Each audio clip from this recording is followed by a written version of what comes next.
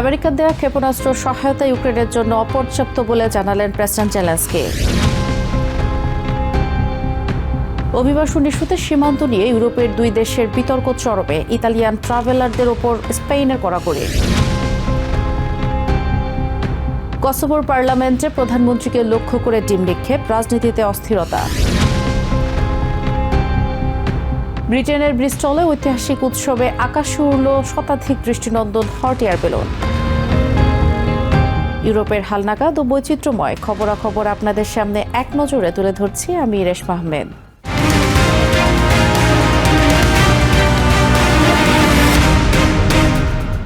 America থেকে প্রতি মাসে অ্যান্টি ব্যালিস্টিক ক্ষেপণাস্ত্র সরবরাহের চুক্তি সত্ত্বেও আকাশ প্রতিরক্ষা ব্যবস্থার ঘাটতি মেটাতে আরও সহায়তার তাগিদ দিয়েছেন ইউক্রেনের প্রেসিডেন্ট ভলোদিমির জেলেনস্কি। শনিবার বেলগ্রেডে সার্বিয়ার প্রেসিডেন্ট আলেকজান্ডার ভুচিচের সাথে দ্বিপাক্ষিক বৈঠকে একথা বলেন তিনি। একই সাথে ইইউ সদস্যদের প্রশ্নে কিয়েভকে পূর্ণ সমর্থনের প্রতিশ্রুতি দিয়েছেন সার্বিয়া। সার্বিয়ার বেলগ্রেডে যৌথ সংবাদ সম্মেলনে রুশ ক্ষেপণাস্ত্র হামলা ঠেকাতে নিজেদের আকাশ প্রতিরক্ষা ব্যবস্থার মারাত্মক ঘাটতির কথা তুলে ধরেন ইউক্রেনের প্রেসিডেন্ট ভলোদিমির জেলেনস্কি। আমেরিকার সাথে প্রতি মাসে অ্যান্টি ব্যালিস্টিক ক্ষেপণাস্ত্র পাওয়ার চুক্তি থাকলেও তা চাহিদার তুলনায় কম বলে জানান তিনি। আমেরিকা আমাদের প্রতি মাসে যে ক্ষেপণাস্ত্র দিচ্ছে তা একদমই পর্যাপ্ত নয়।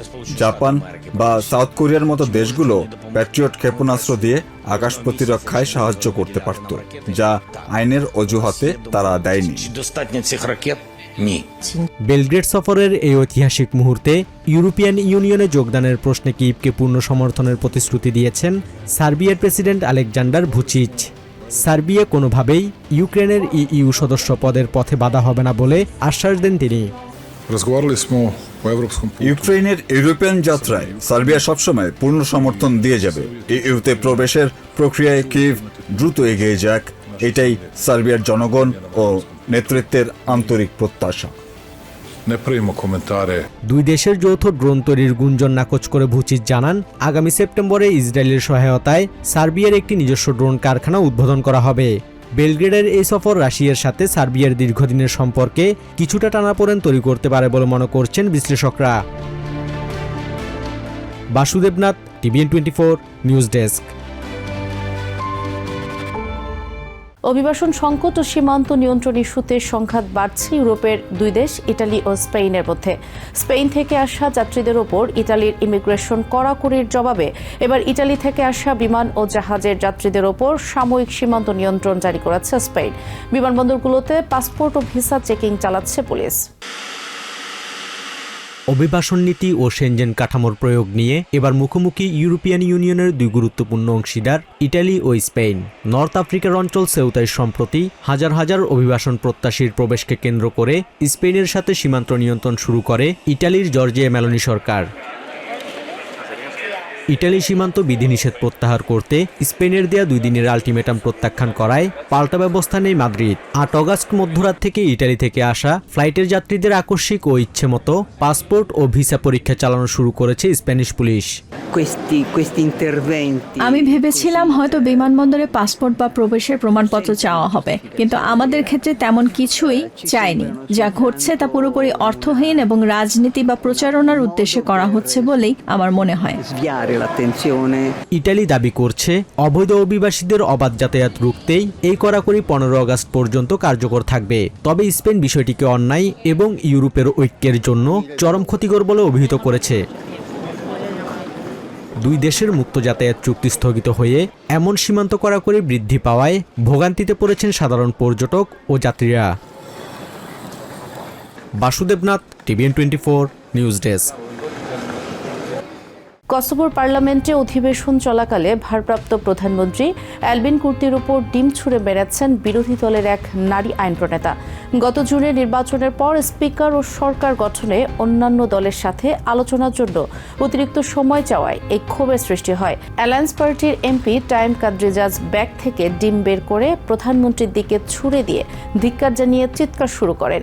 মূলত সরকার গঠনের মতো আসন থাকলেও 2/3 সংখ্যাগরিষ্ঠতার অভাবে প্রেসিডেন্ট নির্বাচন নিয়ে প্রায় 2 বছর ধরে দেশটিতে চরম রাজনৈতিক অস্থিরতা চলছে।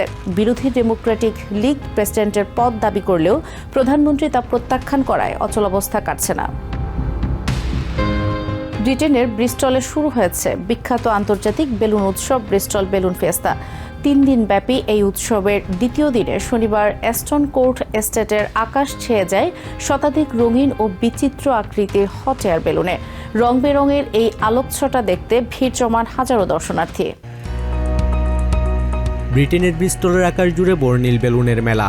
শনিবার শহরের বিখ্যাত অ্যাস্টন কোর্ট এস্টেটের পাহাড় ঘেঁষে একে একে আকাশে উড়াল দেয় শতাধিক বিশাল আকৃতির হট এয়ার বেলুন। 3 দিনব্যাপী ব্রিস্টল ইন্টারন্যাশনাল বেলুন ফিয়েস্তার অন্যতম আকর্ষণ এই গণ উড্ডয়ন। 1979 সাল থেকে প্রতি বছর আয়োজিত এই ঐতিহ্যবাহী উৎসবে এবারও দেখা মিলেছে বিশেষ আকৃতির বেলুন। শিশুতোষ অ্যানিমেশন চরিত্র, ওয়াইলস অ্যান্ড দ্য গ্রমিটের মুন রকেট এবং থমাস দ্য ট্যাঙ্ক ইঞ্জিন রূপী বেলুনগুলো দেখে মুগ্ধ ছোট বড় সব ধরনের দর্শনার্থী। উৎসব প্রাঙ্গণে দর্শনার্থীদের ব্যাপক উপস্থিতির কারণে ইতিমধ্যে সব পার্কিং পূর্ণ ঘোষণা করেছে কর্তৃপক্ষ। যানজট এড়াতে সবাইকে গণপরিবহন ব্যবহারের অনুরোধ জানানো হয়েছে। বিশাল আকৃতির এই বর্ণিল আয়োজন শেষ হবে রবিবার। মেঘমুক্ত আকাশে ডানা মেলা এসব বেলুনের সৌন্দর্য উপভোগ করতে প্রতি বছরের মতো এবারও স্থানীয়দের পাশাপাশি দূর দূরান্ত থেকে ভিড় জমিয়েছেন পর্যটকরা। Basudebnath, TVN 24 news desk. এক নজরে ইউরোপের আরও নানা খবর পেতে চোখ রাখুন TVN 24 নিউজ নেটওয়ার্কের ইউটিউব ও ফেসবুক পেজে।